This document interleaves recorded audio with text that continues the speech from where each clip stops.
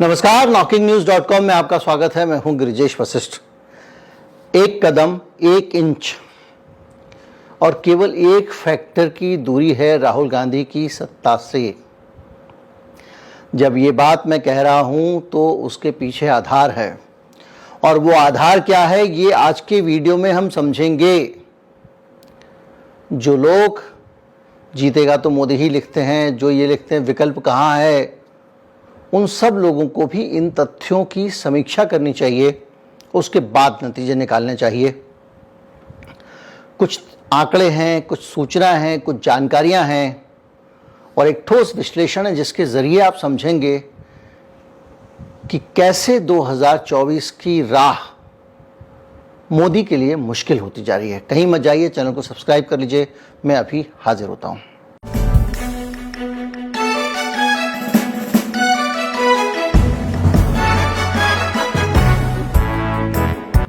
दरअसल जब मैं किसी दूसरे चैनल पे यूट्यूबर्स के बयान सुनता था, विश्लेषण सुनता था, तो मुझे कहीं ना कहीं लगता था कि यार ये आज का ज़माना ऐसा है कि लोग जो है वो भावनाओं में बह जाते हैं। कुछ लोगों को राहुल गांधी बहुत अच्छा लगता होगा, इसलिए वो राहुल गांधी जीत रहा है, चौके छक्के लगा रहा है, विश्व विजेता बन रहा है टाइप का बोलते रहते हैं। और कभी कभी मुझे लगता था कि इतनी जल्दी इतना बदलाव नहीं आ सकता, ये तो कहने की बात है। और ये सच भी है, राजनीति में इतनी जल्दी हालात नहीं बदलते, इतनी तेजी से हालात नहीं बदलते, दुनिया ऐसे नहीं पलट जाती है। लेकिन जब आप आंकड़े देखें, चीजें देखें तो अचरज होता है। राहुल गांधी सत्ता में आने वाला है, सिर्फ इतनी ही सूचना आप कहीं किसी खबर में, वीडियो में, पोस्ट में डाल दीजिए, वो सुपर वायरल हो जाती है। इसीलिए जो हमारे बहुत सारे कंटेंट मेकर हैं वो इसी लाइन पे वीडियो बनाने में लगे हुए हैं। राहुल गांधी आ रहा है, राहुल गांधी आ रहा है, राहुल गांधी आ रहा है। तो मैंने सोचा कि यार ये कैसे हो सकता है, तो इसको हम आंकड़ों को विजिट करते हैं। तो एक चीज़ तो इससे ये साबित हो गई कि अगर ज़्यादातर लोग राहुल गांधी आने वाला है इस कंटेंट को पसंद कर रहे हैं, तो कहीं ना कहीं एक सेंटीमेंट जनता के बीच में है जो राहुल गांधी की वापसी का संकेत देता है। लेकिन हम चलते हैं, ये समझने की कोशिश करते हैं कि क्या वाकई आंकड़ों में ये चीज़ें बदल रही हैं। गोदी मीडिया का ही सैंपल लेते हैं, क्योंकि वही लोग के पास इतना संसाधन है कि वो इस तरह के बड़े बड़े सर्वे कर लेते हैं। उन्होंने एक सर्वे करा सी वोटर के साथ में, आज तक ने या इंडिया टुडे ने, और उन्होंने कहा कि देश का मिजाज क्या है अभी आज की हालत में। तो दो ये मैं स्क्रीन पे जो शॉट लगा रहा हूँ ये आज तक का है, और उसमें जो है ये उन्होंने अपनी स्क्रीन पे दिखाया। 2019 में जो इंडिया गठबंधन है उसके पास केवल 28% वोट थे। 2023 में जनवरी में उसके पास 29% वोट थे, और जनवरी से अगस्त आते आते इंडिया गठबंधन के पास 41% वोट हो गए हैं। उधर एनडीए गठबंधन के वो जो वोट हैं वो नीचे जाते जा रहे हैं, और वो 41%, यानी 2% का अंतर इंडिया और एनडीए के बीच में बचा हुआ है। कुछ तकनीकी दिक्कत है, उनको भी हम समझेंगे, उस पर भी आएंगे। वो सवाल आपके मन में एकदम आ रहे होंगे। इसी तरह से इन्होंने एक इंडिविजुअल भी डाटा निकाला है कि किसको कितनी सीट। तो जब उस वोटिंग परसेंट, जो 2% का जो अंतर है, उसको सीटों में बदला तो 306 सीटें एनडीए गठबंधन को मिल रही हैं, बीजेपी के जो कंट्रोल वाला है, और 193 मिल रही हैं इंडिया गठबंधन को। सीट में अंतर ज्यादा है। तो अब इन दोनों आंकड़ों को देखकर आप ये निष्कर्ष निकालेंगे कि निश्चित ही ये अंतर पाटना मुश्किल है। अंतर इसलिए है क्योंकि एनडीए गठबंधन में कोई दूसरी पार्टी तो है नहीं, जो कुछ है वो बीजेपी है। इसमें गठबंधन में बाकी पार्टियां भी सीरियस प्लेयर हैं एनडीए वाले, इंडिया वाले में। अब मसला ये होता है कि इंडिया गठबंधन अगर सत्ता में आता है तो कैसे आएगा, क्यों? पहले तो ये आपस में लड़ मरेंगे, ये एक सवाल आपके मन में आता है, मेरे भी सबके आता है कि भैया कौन प्रधानमंत्री हो। आसानी से थोड़ी ये लोग मान जाएंगे कि प्रधानमंत्री किसको बना दें, इसको बना दें या उसको बना दें। इतने सारे बीरबल की खिचड़ी है। दूसरा, इसके अंदर घुसपैठ करके भारतीय जनता पार्टी भी जब उसको लग रहा है कि मिलके इंडिया भारी हो रहा है, तोड़ने की कोशिश करेगी। जो ईडी के डायरेक्टर थे उनको एक्सटेंशन पे एक्सटेंशन दिए जा रहे हैं। अभी पिछले दिनों न्यू इंडियन एक्सप्रेस ने खबर छापी है, हालांकि मुझे टेक्निकली ये चीज़ कानून के हिसाब से संभव नहीं दिखती है। वो खबर प्लांट कराई गई है, और प्लांट इसीलिए कराई गई है कि ये समझा जा सके कि इसके पीछे कौन सी चीज़ें संभव है नहीं है। ये एक तरह का वाटर टेस्ट है, पानी में पत्थर डाल के देख रहे हैं, अगर अंदर मछली होगी तो बाहर आ जाएगी। तो वो ये डाल के ये चेक कर रहे हैं कि अगर सारी इन्वेस्टिगेटिव एजेंसीज का एक बॉस बना दिया जाए संजय मिश्रा को, जो ईडी के डायरेक्टर रिटायर हो रहे हैं, तो देश की क्या प्रतिक्रिया आ रही है, बनाने से पहले क्या प्रतिक्रिया आ सकती है, समझने की कोशिश कर रही है। इसके तकनीकी पहलू, इसके लीगल पहलू, संवैधानिक पहलू ऐसे जिनके आधार पर यह संभव नहीं लगता। लेकिन ईडी के बॉस जाएंगे 15 तारीख को, और 15 तारीख से पहले छत्तीसगढ़ के मुख्यमंत्री आके जब कोई मुख्यमंत्री जनता के पास आए और ये कहे कि साहब मेरे साथ ऐसा हो रहा, समझ लीजिए उसके पास सारे विकल्प बंद हो चुके हैं, उसको कहीं से न्याय की उम्मीद नहीं है, इसलिए जनता के पास जा रहा है। और वो बता रहे हैं कि हमने अडानी को ठेके नहीं दिए, इसलिए हमारी सरकार उखाड़ना चाहते हैं। तो ईडी जब सक्रिय होगी तो कोशिश करेगी इंडिया की एकता को तोड़ा जाए, और इसके आधार पर हम कह सकते हैं भैया जब ये एक ही नहीं रहेंगे तो काय का इंडिया, कल के दिन कुछ हो जाए, ये हो जाए, इतनी ज़्यादा उम्मीद बंद बांधी है। दूसरा, कुछ लोग कह सकते हैं कि देश का मीडिया जो है वो तो पूरी तरह से गोद में बैठा हुआ है। तो मीडिया के गोद में बैठे होने के बावजूद आप कैसे उम्मीद कर सकते हैं कि इस देश में सरकार बदल जाएगी? ये दोनों जेन्युइन सवाल हैं। जो लोग भी ये सवाल करते हैं इसको आप नज़रअंदाज नहीं कर सकते, भावनाओं में नहीं बहना चाहिए। लेकिन ये जेन्युइन सवाल, इनकी एक उम्र है। उम्र क्या है उसको अभी हम समझते हैं। पहले हम राहुल गांधी का जो स्ट्रेटजी है वो समझे कि किस तरह से वो इस देश में विसात बिछा रहे हैं और कितनी कामयाबी के साथ ये, वो मतलब बीजेपी वाले, कि किस स्टाइल में राहुल गांधी आते हैं और किस तरह से वो चीज़ों को मैनेज कर रहे हैं। आप देखेंगे कि राहुल गांधी जो है वो अलग तरीके से, मैंने बताया था कि जब पहली बार यात्रा शुरू हुई थी अब दक्षिण से उत्तर भारत की उनकी भारत जोड़ो यात्रा, तो उसमें राहुल गांधी ने बोला कम था और बिंबों के जरिए, प्रतीकों के जरिए, तस्वीरों के जरिए संदेश दिए थे। और ये अच्छी तरह से कांग्रेस पार्टी जानती है कि जैसे आप शतरंज का खेल खेलते हैं तो जो आपका राजा होता है ना, उस राजा को आपको बचा के रखना पड़ता है। जिस दिन राजा गया आप हार गए, तो आपका पूरा फोकस राजा को बचाने में होता है। कांग्रेस पार्टी के लिए इस समय राहुल गांधी राजा है, और राजा की कमजोरी है उनका मुंह खोलना। मुंह खोलना इसलिए कमजोरी है क्योंकि वो जिस एम्बियंस में पढ़े लिखे हैं, जिस तरह की उनकी पढ़ाई लिखाई है, उसमें वो हिंदी में उतने सहज तरीके से कम्युनिकेट कर लेते हैं, अच्छी बात कर लेते हैं, भावनाएं व्यक्त कर लेते हैं, लेकिन लच्छेदार भाषा उनके पास नहीं है। और जहां एक आदमी के पीछे आप बहुत सारे लोगों को लगा दोगे, कबड्डी के खेल में 80 खिलाड़ी 6 जितने भी होते हैं, एक ही आदमी के पीछे लग जाए तो दबोच लोगे। तो राहुल गांधी के मुंह से कुछ निकलता है, वो उसका अर्थ का अनर्थ बनाते हैं। दूसरी पार्टी वाले भी कुछ ना कुछ बोलते हैं। अनुराग ठाकुर ने बोल दिया कि हम सूरज पे जाने वाले हैं, अब सोलर मिशन होगा हमारा, हम सूरज पे जाएंगे। और भी उन्होंने बहुत सारी बातें उस एक ही प्रेस कॉन्फ्रेंस में 10-5 बड़े बड़े ब्लंडर किए, क्यों सब करते हैं। लेकिन राहुल गांधी को वो ले उड़ते हैं, फिर अपना पूरा सोशल मीडिया सेल घुसा देते हैं, क्योंकि उनको करनी है ब्रांडिंग पप्पू वाली। तो राहुल गांधी पप्पू वाली ब्रांडिंग को एक यात्रा से तोड़ने में भी कामयाब हुए, सिर्फ बिंबों के जरिए संदेश देकर। दूसरा, राहुल गांधी बोलें, आगे बढ़ें और खतरा मोल लें, कुछ पकड़ में आ जाए तो वो, अब कांग्रेस पार्टी ने कहा आप बोलिए मत, आप बोलेंगे तो पकड़े जाएंगे, क्योंकि ये आपकी भाषा की गलतियां निकालते हैं, अर्थ का अनर्थ कर देंगे, आपकी जुबान फिसल जाएगी और मामला उल्टा हो जाएगा। तो राहुल गांधी क्या कर रहे हैं आप नोट कीजिए। मध्य प्रदेश में चुनाव है, राजस्थान में चुनाव है, राहुल गांधी दिखाई दिए। वो जानते हैं कि मैं जाऊंगा गली गली, मोहल्ले मोहल्ले, भाषण दूंगा, किसी भाषण में कोई कुछ रिकॉर्ड कर लेगा, कहीं पे सिर में खुजली कर रहा हूँगा वो रिकॉर्ड कर लेगा, फिर उसको ये वायरल करेंगे। तो मैं क्या करूं? मेरी स्ट्रेटजी ये है कि मैं एक अपनी पर्सनैलिटी बना रहा हूं, एक अपनी पर्सनैलिटी। जैसे मैं कहीं पढ़ रहा था कि टिम कुक जो हैं संस्थापक थे जो एप्पल के, उनको बड़ी दिक्कत होती थी कि कभी क्या पहने क्या ना पहने कब। तो उन्होंने क्या किया, एक टी शर्ट एक जापान के डिज़ाइनर से डिज़ाइन कराई, उसने टर्टल नेक वाली टी शर्ट, वो उनकी ब्रांडिंग हो गई। उनको कुछ उस पर सोचना नहीं पड़ता था, वो पहन के चले जाते थे जहाँ जाना है। जीन्स टर्टल नेक वाली ब्लैक टी शर्ट, बस ये टिम कुक। तो राहुल गांधी ने क्या किया कि अपनी एक इमेज बना रहे हैं तस्वीरों के जरिए। भारत जोड़ो यात्रा में लड़कियां आ रही हैं, गले मिल रही हैं, हिंदुस्तान का यूथ पुशअप्स कर रहे हैं ताकि जो नौजवान है, जो 25 साल का है, 30 साल का है, भाई बंदे में तो दम है यार, 100 पुशअप्स लगा लिए उसने। एक कनेक्ट किससे, युवा के साथ में। ये हीरो मोदी जी क्या करेंगे यार इस मुद्दे में। हम देखो मोदी जी अपना चट्टान पे लेट जाते हैं, गोल गोल चट्टान पे, फिटनेस चैलेंज उन्होंने भी लिया था।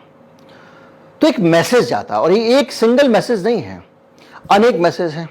अब आप सोचिए कि वो जब जा रहे थे यात्रा पे तो गिग वर्कर्स से मिले। अब गिग वर्कर्स क्या होते हैं? गिग वर्कर्स वो कर्मचारी होते हैं जो रोज गड्ढा खोदो रोज खाओ, जितना काम करो उतना पैसा मिलेगा। आपके घर पे जोमेटो स्विगी का सामान आता है, आपके घर पे जो लोग सप्लाई करते हैं, आप अमेजोन ऑर्डर करते हैं, जितने भी लोग आपके पास में रोज भाग दौड़ कर रहे हैं सड़कों पे, या कोई भी ऐसा काम कर रहे हैं जिसमें फुटकर में कमाई होती है और नौकरी का कोई भरोसा नहीं है, उसमें ओला उबर चलाने वाले भी हैं। किस दिन कंपनी आपकी आईडी ब्लॉक कर देगी और आपका धंधा बंद हो गया, ये कहलाते हैं गिग वर्कर। इनका एक बड़ा हिस्सा हिंदुस्तान में बनता जा रहा है और इनके पास में रोजगार का स्थायित्व नहीं है। राहुल गांधी ने कहा मैं स्थायित्व दूंगा, उनसे मिलने के बाद अब राजस्थान में कानून बन रहा है जिसमें उनकी सिक्योरिटी की बात है, उनको ऐसे ही नौकरी से निकाला नहीं जा सकता, इस बात के लिए भी कानून बनेगा। पूरी पॉलिसी बन रही है कि आप निकालें तो क्या क्या ग्राउंड होनी चाहिए। ऐसे नहीं, कंपनी की मनमर्जी पे मजदूर को नहीं छोड़ा है। तो वो जो गिग वर्कर है, पूरे हिंदुस्तान के जो गिग वर्कर हैं, वो अपने आप को कनेक्ट कर रहे हैं, यार ये आदमी तो है, हमारे पास आ रहा है, हमसे मिल रहा है, हमारी बात सुन रहा है और हमारे लिए कुछ करने की कोशिश कर रहा है। देखो सत्ता में नहीं है। मोदी जी के पास तो बच्चे मिलने जाते तो कांटेदार तार लगाने पड़ते हैं, आपने तस्वीर देखी होगी, वायरल हुई है। और ये आदमी तो यार गले मिलता है, आराम से मिलता है, और सबसे बड़ी बात ये बंदा अपने लिए सोचता है। यार हमारे बीच में आया था, आज तक हमारे लिए किसने सोचा ये बताओ। रामेश्वर टमाटर बेचने गया था आजादपुर मंडी पे, पैसे नहीं थे, लौट रहा था, भावुक हो गया अपनी दुर्दशा को, गरीबी को देखकर। राहुल गांधी ने घर पे बुलाया, भोजन कराया, रामेश्वर की मदद की, और किसी को बताते नहीं क्या मदद कर रहा है। ये सबसे बड़ी बात है। देखिए कम्युनिकेशन की एक पावर समझिए। जब आप किसी के बारे में कोई बात कहते हैं, मैं आपसे कहूँ कि आप बहुत अच्छे इंसान हैं, उतना असर नहीं पड़ेगा। मैं किसी दूसरे आदमी को कहूँ कि आप बहुत अच्छे इंसान हैं और फिर वो आपको बताए कि मैंने कहा बहुत अच्छे इंसान हैं, आपको बहुत खुशी होगी। इसी तरह से मैं आपके मुंह पे कहूँ कि आपका व्यवहार ठीक नहीं है, आपको कम बुरा लगेगा। अगर यही बात आपको कोई दूसरा आदमी आके कहे कि साहब वो तो ऐसे कह रहे थे, व्यवहार ठीक नहीं है आपका, तो आप तिलमिला जाएंगे। इसी तरह से राहुल गांधी का जो कम्युनिकेशन का स्टाइल है, वो लोगों को अपने मुंह से नहीं कह रहे हैं मैं गया था, मैं पाँव पखार रहा हूँ, फोटो खींचो भाई मेरा, पाँव धोऊंगा दलित के, वो ऐसा नहीं कर रहे हैं। अपने आप संदेश आ रहा है। निर्भया की मां खुद सामने निकल के आती है, कहती है मेरे बेटे को पायलट बना दिया राहुल गांधी ने, वो कहने नहीं जाते हैं। प्रियंका गांधी कितने झुग्गी बस्ती इलाकों में बच्चियों की पढ़ाइयाँ करवा रही हैं, उनके घर पे एज ए फैमिली फ्रेंड जो होते हैं आना जाना करती हैं, कभी भी चली जाती हैं, उनको बुला लेती हैं, उनकी बातें सुन लेती हैं। वो गांव में गया, वहाँ पे राहुल गांधी वो धान बो रही थी, खुद भी धान रोपाई करने लगा, ट्रैक्टर चलाने लगा, और वहाँ पे उसने कनेक्ट बना दिया। लोगों को लगा किसानों यार ये तो हमारे बीच का आदमी है। और देखो प्याज रोटी खा रहा था, और जैसे ही उन्होंने कहा कि तो घर पे बुला लिया सारी अम्मा जियों को, जितनी भी अम्मा जी बहनें जितनी भी गाँव वालियाँ थी, बुला लिया, उनको खाना खिला दिया, उन्होंने कह दिया इसकी शादी कराओ। एक कनेक्ट बन गया और उनके बारे में सोचता है, हमदर्द है, दुख दर्द। उसने अपनी आंखों से नहीं कहा कि मैंने इनका कैटरेक्ट का ऑपरेशन करा दिया, उन्होंने सिर्फ कहा था कि मेरी आंखों में कैटरेक्ट और दिल्ली आ जाओ ऑपरेशन करा देंगे। बाद में तस्वीरों में वो काला चश्मा लगाए दिखते हैं, इससे लोग समझ जाते हैं। तो ये जो कनेक्ट है आम आदमी से, जो मिस्त्री है मोटरसाइकिल रिपेयरिंग कर रहा है, उसकी दुकान पे वो जाके जा रहा है, उनकी समस्याएं समझ रहा है। वो ट्रक वालों की कनाडा में जा रहा है, ट्रक वालों के ट्रक में बैठा है, उनसे पूछ रहा है कि ऐसी क्या बात है यार, यहाँ पे ट्रक वाले बहुत रईस हैं, हमारे हिंदुस्तान में ट्रक वालों। तो हिंदुस्तान के आदमी को ये लगता है कि आदमी पावर में नहीं है, फिर भी हमारे बीच का आदमी है। ये वो राजकुमार ये सब जितना लोग कहते हैं वो नहीं है ये आदमी। ये आदमी हमारे बीच का है, हमारे बीच का ही नहीं है, हमसे मिलता ही नहीं है, हमसे मिलने का नाटक नहीं करता, बगल में बैठ के पीढ़े पे खाना खा के होटल से मंगा के नहीं जाता ये आदमी। ये हमारे बीच का है और जहां तक संभव हो हमारे लिए खड़ा हो जाता है, जहां जरूरत हो, लड़कियों का मामला हो, इसका मामला हो, और देश की हर समस्या से उसको संबंध। ये मैं आपको उसकी स्ट्रेटजी के बारे में बता रहा हूं, तारीफ नहीं कर रहा हूं। मैं ये नहीं कह रहा हूं कि बहुत महान आदमी है, आप समझिएगा, ये मैं चमचागिरी नहीं कर रहा हूं, ये कांग्रेसियों को भी समझ लेना चाहिए। मैं आपको बता रहा हूं उस व्यक्ति की स्ट्रेटजी, रणनीति। देश के जितने भी मसले हैं, जितने भी देश के मसले हैं, राहुल गांधी आगे देखेंगे। मणिपुर में इतना बड़ा कांड हुआ, वो गया, वहां के लोगों से मिल के आया, उनकी समस्या का हल निकालने के लिए कोशिश की। उनके लिए संसद में मोदी सरकार के खिलाफ अविश्वास प्रस्ताव आया। लोगों को लगता है हमारे बीच का आदमी है। कितने भी, अभी देखिए जैसे चीन के प्रधानमंत्री से मोदी जी क्या मिल के आए हैं भगवान भी नहीं जानता है, लेकिन वो पहुंच गया बॉर्डर पे, वहां जा रहा है और वहां लोगों से बात कर रहे हैं लद्दाख के। किसी ने कह भर दिया था कि आप तो जम्मू कश्मीर से लौटा, लद्दाख तो आप आई नहीं, तो लद्दाख गया मोटरसाइकिल से, वहां लोगों से मिला, लोगों से बात की, और उन लोगों के दिमाग में एक संदेश दिया कि भैया हम हैं आपके साथ। और ऊपर से वहां से लौट के कि जहां मैं पिछली बार लद्दाख आया था वो तो चीन के पास पहुंच गया है, मोदी जी क्या कर रहे हैं ग्राउंड से। तो ये जो कनेक्ट है, हिंदुस्तान के लोगों के साथ में जुड़ जाना और उनको ये एहसास कराना कि आपकी जो रोजमर्रा की दिक्कतें हैं उनके लिए मैं कोशिश करूंगा। ये आदमी कोशिश कर सकता है, इसके पास पावर नहीं है, इसका सरकार नहीं है, फिर भी करता है। दिल्ली नहीं घूमी थी, बुढ़ी औरतें थी, खेत में हमेशा काम करती थी, उनको दिल्ली घुमा दी। तुम जितनी तीर्थ यात्रा करा लो, तीर्थ यात्रा एक्सप्रेस निकाल लो, केजरीवाल ट्रेन में भेजते हैं, उधर शिवराज सिंह ने हवाई जहाज में भेज दिया 10-15 लोगों को, लेकिन ये जो कनेक्ट है ना कि आपको दिल्ली घूमना, आप घूमना चाहते हो, छोटी सी चीज है दिल्ली घुमाना, सोनीपत से दिल्ली बगल में ही है, घुमा दिया। तो ये जो एक इमेज बिल्डिंग चल रही है, इस पूरे के बीच में भाषण नहीं दे रहा है, वो कुछ नहीं कर रहा है, वो एक अपनी तस्वीर बना रहा है। आपके दिमाग के अंदर उसकी एक पेंटिंग बन रही है, और उस पेंटिंग का ही नतीजा है कि आपने ये जो जितने सर्वे आ रहे हैं इंडिया टुडे के, एक और सर्वे, इवन ये तो चलो बड़े सर्वे हैं जिसके अंदर सर्वे करने वाले को भी बेचारे को बैलेंस करना पड़ता है, मोदी सरकार बैठी हुई बुरा मान जाएगी। लेकिन जैसे छोटे छोटे सर्वे होते हैं, जैसे कि मैं अपना अक्सर आपने मेरे चैनल पे देखा होगा, 2-4 सर्वे पड़े हुए हैं, डाल देता हूँ, आप देख लीजिए नतीजे क्या आते हैं। सुपड़ा साफ नतीजे आ रहे हैं। एबीपी न्यूज़ ने भी पिछले दिनों किसी एक शो के लिए सर्वे डाल दिया था, उसमें देख लीजिए आप, एकदम एक तरफा मामला जा रहा है राहुल गांधी के पक्ष में। और ये स्ट्रेटजी जो है ना काम कर रही है। तो जो यात्रा थी उसने, अभी आप अगर इस पूरे के पूरे सर्वे को भूल जाएं तो आप एक चीज़ देखिएगा कि भारत में सीधा मुकाबला कांग्रेस पार्टी और बीजेपी का 200 सीटों पर है, 200। अगर बीजेपी और मोदी जी की जो इमेज परसेप्शन में फर्क आता है, थोड़ी ही इमेज बेहतर होती है, तो बीजेपी के लिए बचना मुश्किल हो जाएगा। अब बचना मुश्किल कैसे होगा ये समझिए। पहले थोड़े और आंकड़े देख लेते हैं, हालांकि मैं पहले एक वीडियो बता चुका हूं आंकड़े।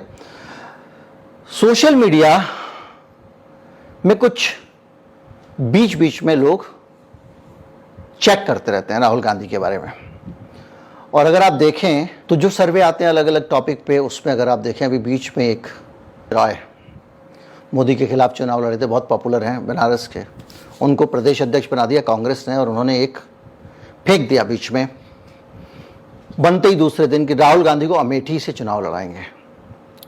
ये बड़ा साइकोलॉजिकल मैसेज है। और उसके बाद क्या हुआ, स्नैपपोल। स्नैपपोल किसने किया, सी वोटर ने किया। सी वोटर के बारे में मेरे ही चैनल पे मैं जब लाया था उनको, यशवंत को, तो बहुत लोग कह रहे थे कि यशवंत का तो परिवार पूरा आरएसएस वाला है, इनका बैकग्राउंड आरएसएस का है, अटल जी आडवाणी जी से भी साथ की थे, नानाजी देशमुख, तो ये तो संघी हैं। ये सब बातें हमारे कमेंट में लोगों ने कही थी। ये उनकी एजेंसी के सर्वे हैं, और उनकी एजेंसी के सर्वे ये बता रहे हैं कि जो अमेठी में अगर वो लड़ते हैं तो क्या होगा, ये पूछा गया तो 43.2 लोगों ने कहा, सभी टोटल वोटर, सब कुल मिला के जितना सर्वे किया 43.2% लोगों ने कहा कि राहुल गांधी को यहां से चुनाव लड़ना चाहिए। अमेठी में किया गया ये पोल। इसके अलावा 49.9% लोग जो अपोजिशन के सपोर्टर हैं, एनडीए वाले हैं, उसमें से 33% लोगों ने कहा कि वो अमेठी से चुनाव लड़ेंगे और उनको लड़ना चाहिए। यानी जो लोग आज स्मृति ईरानी को वोट देते हैं उसमें से 1/3 लोग राहुल गांधी के लड़ने के पक्ष में खड़े हुए हैं। और इसके अलावा एनडीए वोटर्स जो हैं वो भी ये कह रहे हैं कि 34.7% जो एनडीए के वोटर हैं, पहले सपोर्टर थे, कि भाई राहुल गांधी को तो लड़ना ही चाहिए। यानी ये 35% अगर वोट जिन्होंने वोट दिया राहुल गांधी को, वो लोग स्मृति ईरानी को और बीजेपी को हरा के राहुल गांधी को वोट दे रहे हैं, तो ये बड़ा बदलाव है। इसके अलावा 28% ऐसे लोग हैं जो नहीं चाहते कि राहुल गांधी यहां से अमेठी से चुनाव लड़ें। ये एक इमेज है। इसके अलावा अब आपको मैं आके लेके आता हूं उस चीज पे जो मैंने आपको पहले बताई थी कि राहुल गांधी और नरेंद्र मोदी की पॉपुलैरिटी इंटरनेट पे क्या है। इस आंकड़े के बाद अपन विश्लेषण पे आएंगे और हम वो चीज समझने की कोशिश करेंगे कि एक कदम सिर्फ दूर कैसे हैं राहुल गांधी सत्ता से। गांधी की जब संसद में अविश्वास प्रस्ताव पे जो भाषण आया था उसमें संसद टीवी पे 3.5 लाख लोगों ने राहुल गांधी का भाषण सुना। 3.5 लाख लोगों ने, इस देश के लोग राहुल गांधी को सुनना चाहते हैं। और केवल 2,30,000 लोगों ने मोदी जी को सुना। चंद्रयान की लॉन्चिंग पे आप देख चुके होंगे किस तरह से मोदी जी के स्क्रीन पे आते ही दर्शक घट गए, लोग छोड़ के भाग गए। इसके अलावा यूट्यूब, ये जो आंकड़ा मैंने बताया ये संसद टीवी का था। यूट्यूब पे आप जाएं तो 26 लाख लोगों ने राहुल गांधी की स्पीच सुनी, 6.5 लाख लोगों ने मोदी जी की स्पीच सुनी। ड्यूरेशन ज्यादा था, ज्यादा देर तक अगर आप लाइव चल रहे हैं तो बीच में और नए नए लोग आते रहते हैं। अगर आपका भाषण जल्दी खत्म हो जाए तो संख्या और नीचे जा सकती थी। ट्विटर पे जो अब एक्स हो गया है, उनकी स्पीच राहुल गांधी की 23,000 और 73 लाख व्यूज थे। मोदी की स्पीच में 22,000 व्यूज थे, यानी ट्विटर पे भी कम। यानी हर तरफ आप देखें, और उसमें एंगेजमेंट्स पे जाएंगे तो डिटेल में वीडियो बना चुका हूं। तो एक होता है आदमी मुंह से बोलता है, एक होता है बिहेवियर। अब हम शुरू में चलते हैं कि जब हम पहले लिखते थे 6 महीने पहले, आप अगर कहेंगे राहुल गांधी आने वाला, मेरे चैनल पे भी, तो लोग लिखते थे कि मुंगेरी लाल के हसीन सपने। दूसरी चीज लिखते थे कि ठीक है भाई मोदी खराब है, मोदी की ये पॉलिसी भी खराब है, वो पॉलिसी भी खराब है, मान लेते हैं। अब आप हमको ये बताइए विकल्प क्या है। अब ये सवाल मर चुका है। दूसरी चीज, राहुल गांधी जो हैं वो प्रधानमंत्री के तौर पे मोदी जी के विकल्प हो सकते हैं, इस बात को मानने के लिए कोई तैयार नहीं था। अब धीरे धीरे ये सारे आंकड़े सब आने लग गए हैं, इसके बाद में लोग थोड़ा यकीन करने लग गए हैं। अब वो एक कदम जिसको आगे बढ़ना है, जो मोदी जी का हार्डकोर सपोर्टर है, जिसको ये लगता है कि मोदी जी का कोई विकल्प हो ही नहीं सकता, जिस दिन ये पूरा जो माहौल समाज में बन रहा है, इस समाज के इस वातावरण को उस आदमी ने सेंस किया और उसको लगा कि भाई वाकई राहुल गांधी तो उभर के आ रहा है और ऐसी स्थिति है वैसी स्थिति, क्योंकि चीजें सामने आ रही हैं। और फिर मोदी जी के, मैंने कल ही बताया था आपको, कैसे रोजगार की समस्या बहुत बड़ी है, महंगाई की समस्या बहुत बड़ी है, हर आदमी उसकी चपेट में है। खड़े खड़े आपकी कोई सैलरी कम करते तो क्या होगा, महंगाई यही तो करती है। तो इन सारी चीजों के चलते जब तक एक परसेप्शन बना हुआ है सिर्फ कि मोदी जी बहुत बड़े बिग शॉट हैं, उनको हराना नामुमकिन है, जिस दिन ये एक कदम और राहुल गांधी ने बढ़ा लिया, उस दिन सब कुछ तेजी से उल्टेगा। और वो उस तरफ बढ़ा रहे हैं। जैसे ही ये उनकी जो वेस्ट से ईस्ट यात्रा शुरू होगी या ईस्ट से वेस्ट यात्रा शुरू होगी, जो अगली भारत जोड़ो यात्रा होने वाली है, उसके बाद से ये बची हुई कसर पूरी हो जाएगी। क्योंकि ये जो परसेप्शन लगातार दे रहे हैं, मोटर बाइक पे बैठ के जा रहे हैं, नौजवानों लग रहा है क्या हैंडसम लग रहा है बंदा यार, कहाँ ये एकदम फिल्मी हीरो की तरह, कहाँ 10 लाख का सूट। मोदी जी जैसे भी हैं वो यंग अच्छे लगते हैं, यंगस्टर्स को भी लुभा लेते हैं, लेकिन फिर भी ये जो फिल्मी हीरो वाली इमेज होती है नौजवान को बहुत लुभाती है। तो जिस दिन ये अंडरस्टैंडिंग बननी शुरू हो गई, ये संदेश चला गया कि राहुल गांधी अब एक सीरियस विकल्प है, तो जिन समस्याओं की हम शुरू में बात कर रहे थे कि एनडीए में, इंडिया में कौन लीडरशिप करेगा, सारी पार्टियों को समझ में आ जाएगा भाई राहुल गांधी अनडिस्प्यूटेड लीडर है और भैया इसको सपोर्ट कर दो। जो कुछ लोग भारतीय जनता पार्टी के लिए गेम भी खेल रहे होंगे उनको लगेगा यार कि ऐसा है, बनेगी तो इसी की सरकार, अच्छे भले में मैं क्यों ईडी वीडी के डर से वहां जाऊं, ईडी का डर तो खत्म ही हो जाएगा, राहुल गांधी बन गया, थोड़ी ताकत और लगा देता हूं। इसी तरह से मीडिया में भी आप सेंस कर रहे होंगे, बहुत सारे एंकर जो एकदम आग लगाओ फायर ब्रांड टाइप के एंकर थे, वो धीरे धीरे सुर बदलने लगे उनके। मीडिया को भी जिस दिन लगेगा, 2 फैक्टर है मीडिया के, एक तो यह कि पावर खत्म हो रही है, उनकी पावर आ रही है, इससे भी मीडिया पलटी मारेगा, तगड़ी पलटी मारेगा।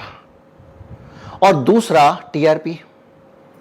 आप एक बात याद कीजिए, मनमोहन सिंह की सरकार थी, मोदी जी की टीआरपी आती थी दबा के, पैसे उस वक्त भी मिल रहे थे, विज्ञापन आता था, लेकिन मोदी जी का भाषण काटो, काटो मतलब लाइव दिखाओ, टीवी की भाषा में काटो कह देते हैं उसको, तो लोग ज्यादा देखते थे, सांस रोक के देखते थे। राहुल गांधी का लोग कहते थे बैलेंस करो, राहुल गांधी दिखाओ, लोग देखते नहीं थे। एक बना हुआ था उस समय, ये 2014 की बात बता रहा हूं आपको। तो मीडिया को भी तो सरवाइव करना है। अगर टीआरपी में कोई चैनल 5वें 6वें नंबर पर ज्यादा समय तक रहेगा तो चल ही नहीं पाएगा, क्योंकि अगर उसके दर्शक कम है तो मार्केट से उसको विज्ञापन नहीं मिलेगा। जिस दिन मीडिया ने राहुल गांधी की तारीफों पे शो बनाए और ये पॉपुलैरिटी जो आप देख रहे हो ट्विटर पे, जो आप फेसबुक पे देख रहे हो, यूट्यूब पे देख रहे हो, सब जगह देख रहे हो, इस पॉपुलैरिटी का फायदा मीडिया को अगर न्यूज में मिलने लगा तो मीडिया पलट जाएगा, बड़ा हिस्सा पलट जाएगा। तो जितनी भी नकारात्मक चीजें दिख रही हैं ये पलट जाएंगी, और जो मौसम विज्ञानी बीजेपी में भर्ती हुए थे, कांग्रेस छोड़ के, ये छोड़ के, वो छोड़ के, एक जमाने में संजय गांधी के टाइम पे बहुत दम था तो सारे गुंडे कांग्रेस पार्टी में घुसे रहते थे, वहां उनको लगता था कि यहां प्रोटेक्शन है, संजय गांधी के अंडर में घुसे हुए हैं। बाद में वो चीज बीजेपी के साथ हो गई, जो सरकार में आता है उसके साथ घुस जाते हैं। वो सब लोग भी भगदड़ मचेगी, छोड़ेंगे बीजेपी को। तो ये एक ऐसे मुहाने पे मामला पहुंच गया है, तेजी से पहुंचा है। जनवरी से अगस्त के बीच का अंतर ही दिख रहा है इस सर्वे में, इंडिया टुडे वाले में। वो जैसे ही ये मामला थोड़ा और आगे बढ़ता है और वो वाली नई यात्रा राहुल गांधी की शुरू होती है, आप ऐसा समझिए कि कैंडी क्रश में से आप एक बटन दबाते हैं 100 गोलियां उठती चली जाती हैं, या एक डब्बे को नीचे से खींचो, ऊपर से डर डर डर डर डर डर बहुत सारे डब्बे गिर जाते हैं, वैसा सीन बन सकता है। आप सब लोग मुझसे जुड़े हुए हैं, आप जानते हैं कि मेरे जो अनुमान और विश्लेषण होते हैं वो बड़े सटीक बैठते हैं। परसों नरसों मैंने आपको बताया था ये जो मुजफ्फरनगर वाली घटना थी जिसमें एक बच्चे को बाकी बच्चों से, मुस्लिम लड़के को थप्पड़ पड़वाए थे, मैंने कहा था मैं उसका वीडियो नहीं दिखाऊंगा, उसकी आइडेंटिटी नहीं दिखाऊंगा, बोला था ना, क्योंकि अगर मैंने दिखाया तो सरकार को टीवी चैनल्स, हमारे चैनल से उस वीडियो को, हमारा वीडियो उड़ाने का बहाना मिल जाएगा। यही हुआ है, सारे वीडियो हटा दिए गए उस घटना के, और जो जुबेर है उसके खिलाफ केस कर दिया गया कि उसने उस बच्चे की आइडेंटिटी रिवील कर दी, उस बच्चे की पहचान को जाहिर कर दिया। जुबेर के खिलाफ केस कर दिया। मैंने आपको एग्जैक्टली बताया था कि एनसीपीसीआर की गाइडलाइंस हैं और सरकार को बहाना मिलने वाला है इस केस में, इसलिए मैंने अपना वीडियो बचा के बताया। एक बार पहले भी ऐसे ही हो चुका है, मणिपुर में जो महिलाओं को जो परेड कराया गया था, उस विजुअल के बहाने से जितना भी उस हिंसा को मणिपुर की कंडेम करने वाले वीडियो थे, वो सारे वीडियो एक रात में हट गए यूट्यूब से। सरकार ने नोटिस दिया, हटाइए। हमने नहीं दिखाया था, हमने बताया था आपको कि हम नहीं लगाएंगे वीडियो, रिस्की है। पत्रकारिता को समझने के लिए कानून, बाकी चीज़ें समझना बहुत ज़रूरी है। उत्साह में, बचकानेपन में आप सोचते हैं कि मैं ये वीडियो दिखा दूंगा, उत्साह में आप डगा तो देते हैं, आप ये नहीं सोचते हैं कि 2 दिन बाद वीडियो नष्ट हो जाएगा। आपका जो मकसद है लोगों तक एक सही पर्सपेक्टिव पहुंचाने का, वो कमज़ोर हो जाएगा। और ये जो मैं आज आपको विश्लेषण दे रहा हूँ, ये विश्लेषण भी आप देखिएगा, इसको भविष्यवाणी टाइप का मान के चलिएगा। उम्मीद करता हूँ वीडियो आपको अच्छा लगा होगा। अच्छा लगा हो तो ज़्यादा से ज़्यादा लोगों तक पहुँचाएं, चैनल को सब्सक्राइब कर लें, ज़्यादा से ज़्यादा शेयर करें। बॉस, नए लोगों तक पहुँचाना। अब सारे जो हमारे दर्शक हैं वो सब पुराने वाले हैं। लोग इस बात के लिए परेशान रहते हैं कि हमारे पास पुराने दर्शक नहीं है साहब, हर बार नया ग्राहक आता है हमारे पास। ना, हमारे पुराने दर्शक ही देख रहे हैं, नए नए लोगों तक पहुंचा रहे हैं, लेकिन वो 20% 30% से ऊपर आंकड़ा क्रॉस नहीं हो पा रहा है। जितना हो सके शेयर कीजिए, नए लोगों को चैनल के बारे में बताइए, उनको भी तो हक है ना कि आपकी तरह वो भी आनंद लें अच्छी अच्छी जानकारियों का। नमस्कार, जय हिंद।